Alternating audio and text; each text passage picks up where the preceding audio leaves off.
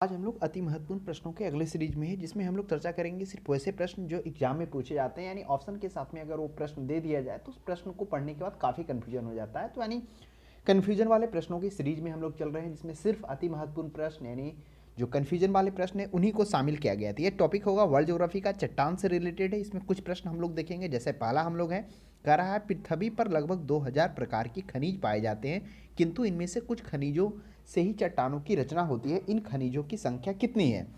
Option में है 10, 20 और 150 और 500। तो वो खनिज हो जाएगा 20 हो जाएगा। इसमें लगभग पृथ्वी पर तो 2000 खनिज पाए जाते हैं, लेकिन खनिजों पर कुछ खनिजों से चट्टान का जो रचना होता है उन खनिजों की संख्या 20 है। तो आप इन मात्रा को ध्यान में रखेंगे। इनमें से भी मात्र 6 खनिज ही प्रमुख रूप से पाए जाते हैं। अगर इसमें भी सिलेक्ट करना हो तो 6 को आप इंपॉर्टेंट देंगे। तो ये अच्छा प्रश्न था, क्योंकि कन्फ्यूजन हो, कुछ लोग तो 10 या 20 में कन्फ्यूजन यहाँ पे करेंगे, क्योंकि ऑप्शन में तो 6 है ही नहीं। तो इसलिए ये प्रश्न का सही जवाब 20 हो जाएगा। चलिए नेक्स्ट प्रश्न देखेंगे। हम लोग सिर्फ महत्वपूर्ण प्रश्न यानी कि कन्फ्यूजन वाले प्रश्न पे ही चर्चा कर रहे हैं। 8वां में है, ग्रेनाइट की गणना किस प्रकार के चट्टानों में की जाती है? देखिए ऑप्शन में है आग्नेय, अवसादी, कायांतरित और अधिवितलीय या प्लूटोनिक चट्टान। पहले तो हमें समझना होगा कि ग्रेनाइट जो चट्टान है वह मुख्यतः उसका जो निर्माण होता है वह किस प्रकार से होता है।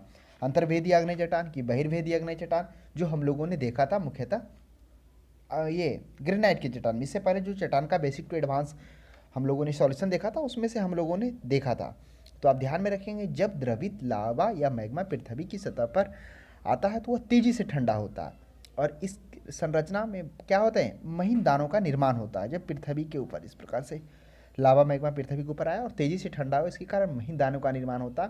भूपट्टी पर इस प्रकार बने सेल को बहिर्वेदी आग्नेय चट्टान कहते हैं, जिसमें से बेसाल्ट आता है। और वही जो होता है, जब लावा मैग्मा पृथ्वी के अंदर ही वह ठंडा होकर जम जाते हैं, उसे अंतर्वेदी चट्टान कहते हैं। अंतर्वेदी मुख्य रूप से आग्नेय चट्टान, इसमें क्या हो जाता है, वो अंदर जम जाते हैं और वो बड़े बड़े महीन दानों नहीं, बड़े बड़े दानों का निर्माण करते हैं, जिसके अंतर्गत में ग्रेनाइट आता है। तो ये अंतर था, तो हम लोग ध्यान में रखेंगे। तो ये हो जाएगा। अब देखिए ऑप्शन में आग्नेय है, तो बहुत सारे लोग आग्नेय देखेंगे, सबसे पहले उनका ध्यान आग्नेय पे जाएगा।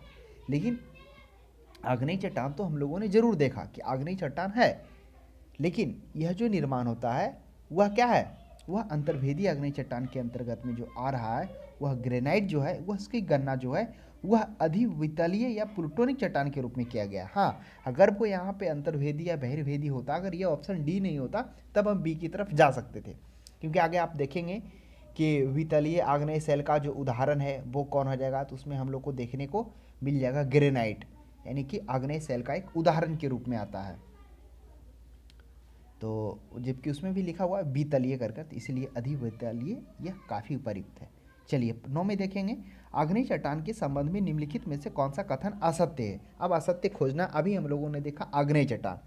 तो आग्नेय चट्टान क्या था उसके बारे में हम लोगों ने देखा कि द्रवित मैग्मा कभी कभी भूपट्टी के अंदर गहराई में ही ठंडा हो जाता है। इस प्रकार बने अंतर्वेदी आग्नेय चट्टान कहते हैं इसे, जो अंदर ठंडा हो जाता है। और ये धीरे धीरे ठंडा ये तो धीरे धीरे ठंडा होता है, जिसके कारण इसमें बड़े बड़े दानों का निर्माण होता है। और ग्रेनाइट ऐसे ही सेल का एक उदाहरण है।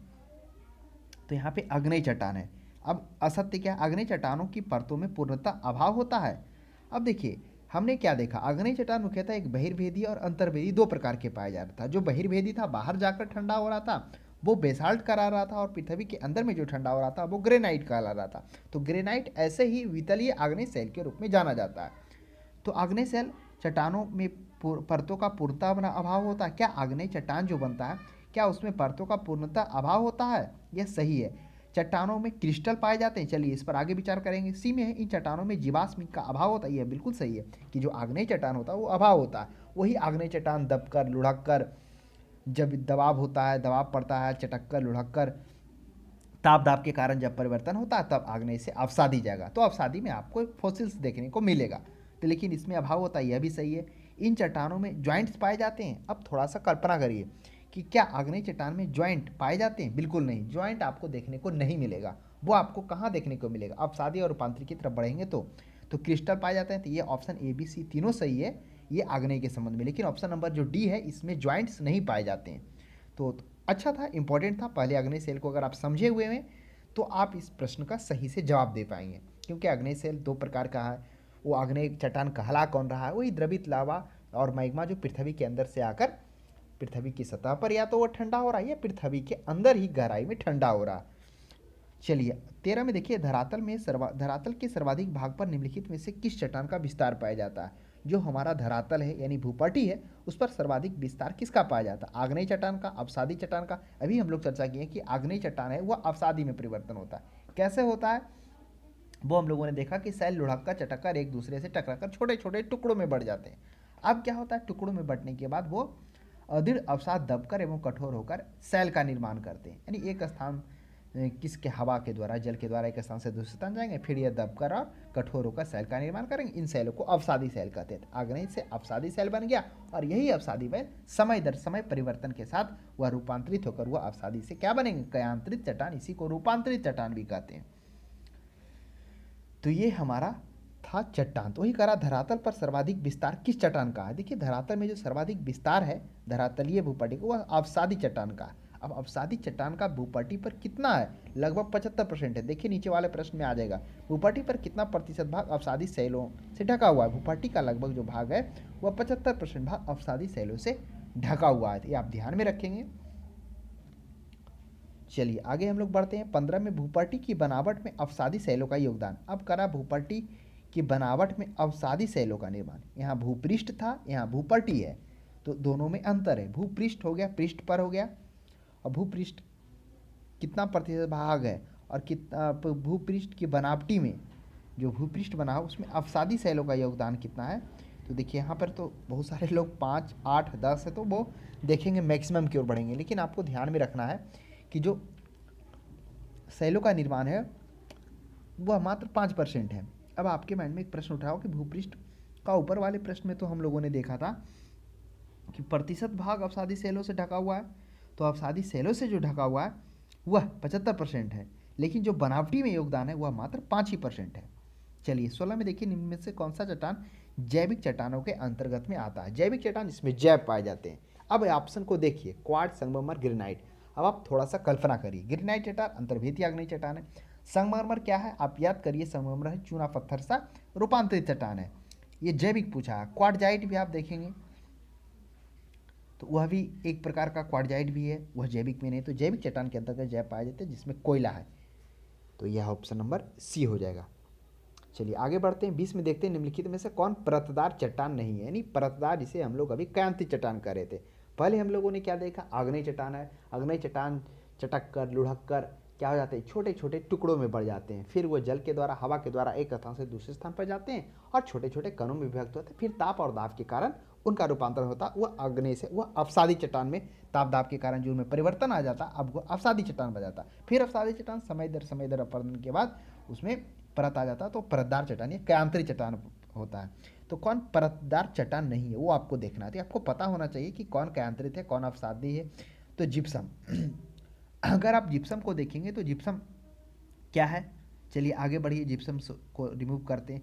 कॉन्ग्लोमेरेट तो कॉन्ग्लोमेरेट है, यह क्या है? यह एक अवसादी चट्टान है जिससे क्वार्टजाइट बनता है ना। तो ये परतदार में है, परतदार चट्टान, क्योंकि ये अवसादी चट्टान परिवर्तन होकर क्वार्टजाइट बनता है। डोलेमाइट, चलिए डोलेमाइट बाद में विचार करेंगे। सैल है जो स्लेट में परिवर्तन होता है, यह भी सैल का जो रूपांतरण होता है वह स्लेट में होता है। यह रूपांतरित तो चट्टान हो गया, परतदार चट्टान आ गया। अब हम लोग को जिप्सम और डोलोमाइट पे हम लोग को विचार करना है। तो देखिए परतदार चट्टान नहीं है। अब परतदार चट्टान, अब 20 का हम लोग को यहाँ पे आंसर देखना है। तो डोलोमाइट, अब यहाँ पर थोड़ा सा हम लोग अगर विचार करते हैं तो डोलोमाइट भी क्या है? यह परतदार चट्टान के अंतर्गत में आता है। जिप्सम भी परतदार चट्टान के अंतर्गत में आता है, क्योंकि चूना पत्थर का रूपांतरण संगमरमर में हो जाता है ना। तो ये आप ध्यान में रखेंगे। तो परतदार चट्टान नहीं है। और सैल हो गया, आग्नेय हो गया, अवसादी हो गया और स्लेट।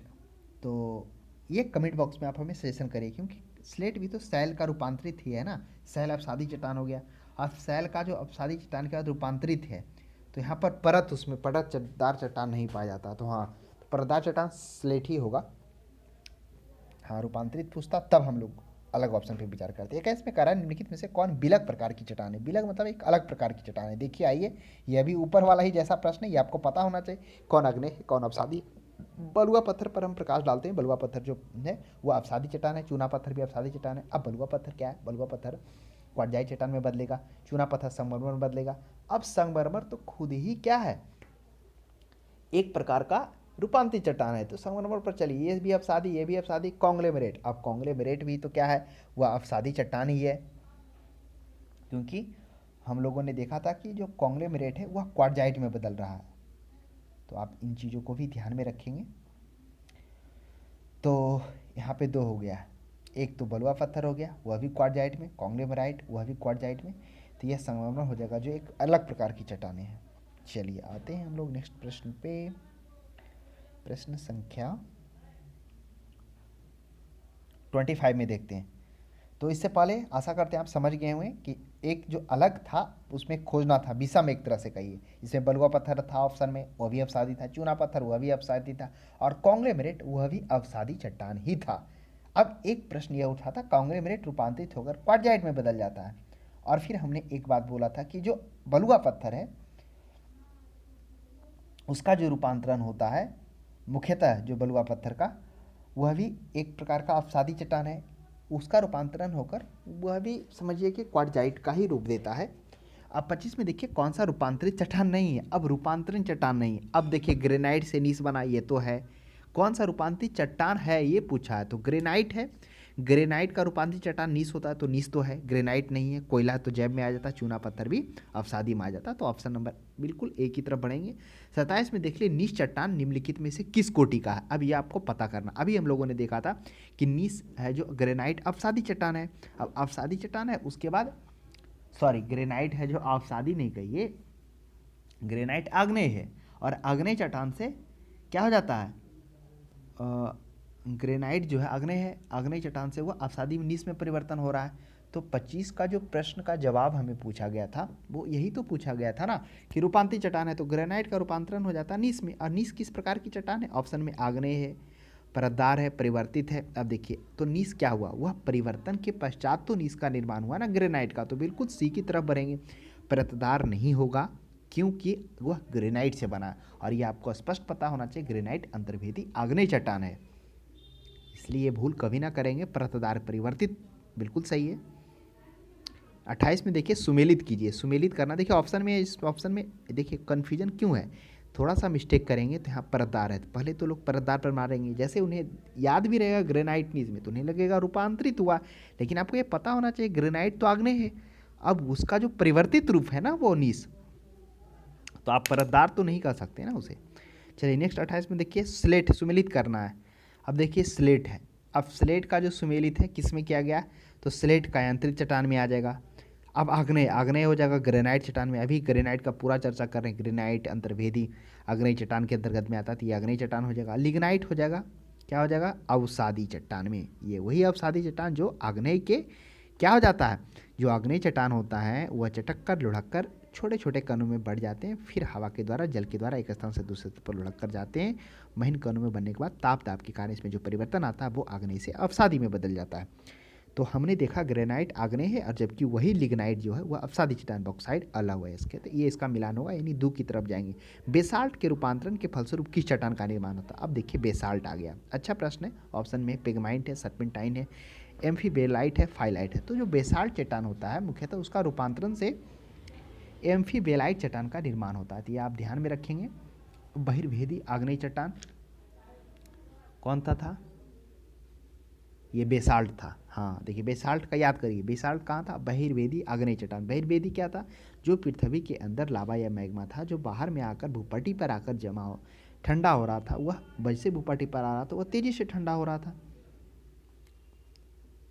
तो तेजी से ठंडा हुआ तो वह क्या हो गया?